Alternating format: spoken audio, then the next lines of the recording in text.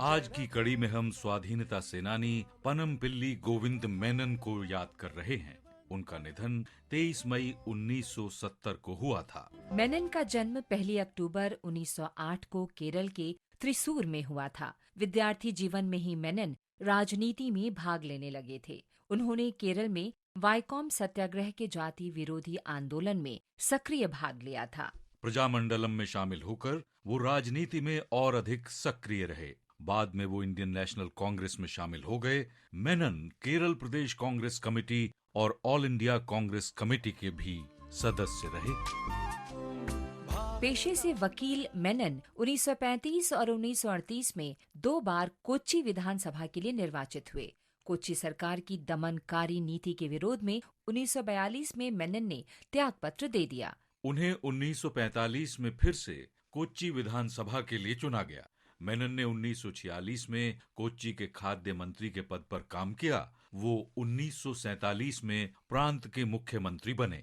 मेनन ने संविधान सभा में कोच्चि रियासत का प्रतिनिधित्व किया। त्रावणकोर कोच्चि राज्य के गठन के उपरांत मेनन 1952 में राज्य के वित्त मंत्री बने। उन्होंने त्रावणकोर कोच्चि राज्य के मुख्यमंत्री के पद पर भी कार्य किया। वो 1962 में लोकसभा के लिए निर्वाचित हुए और खाद्य, कृषि, सामुदायिक विकास और सहयोग मंत्रालय का कामकाज संभाला।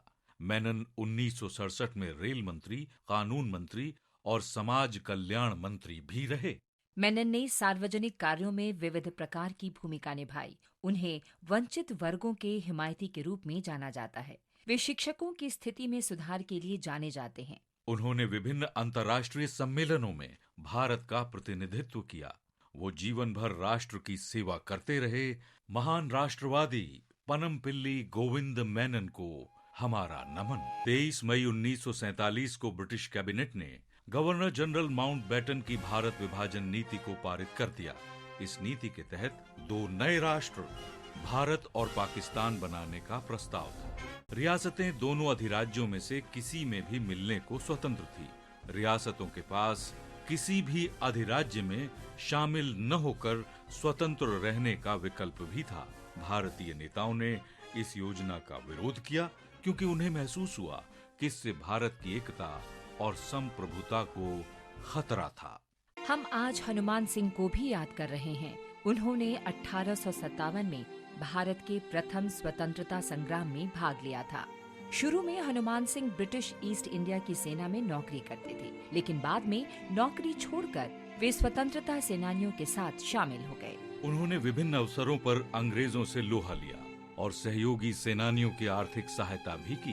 बाद में ईस्ट इंडिया कंपनी की सेना ने हनुमान सिंह को गिरफ्तार कर लिया और अंग्रेजों से राजद्रोह करने का मुकदमा उन पर चलाया। उन्हें 1857 में लोहे की बेड़ियों में जकड़कर सश्रम आजीवन कारावास के लिए निर्वासन की सजा दी गई। अंडमान द्वीप की सेलुलर जेल में 23 मई 1858 को उनका निधन हो गया। मां भारती के महान सपूत हनुमान सिंह को हमारा शत शत नमन।